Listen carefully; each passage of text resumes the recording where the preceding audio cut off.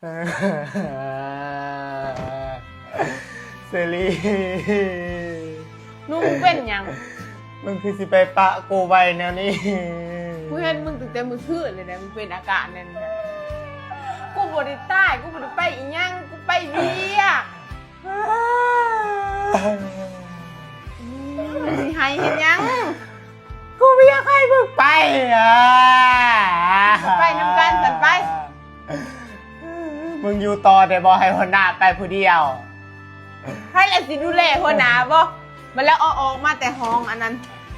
ใครสิดูแลแล้วใครสิเบิ่งเราบ่มีใครไปนำเราเลยนู่มึงสติเด้อนู่เด้อ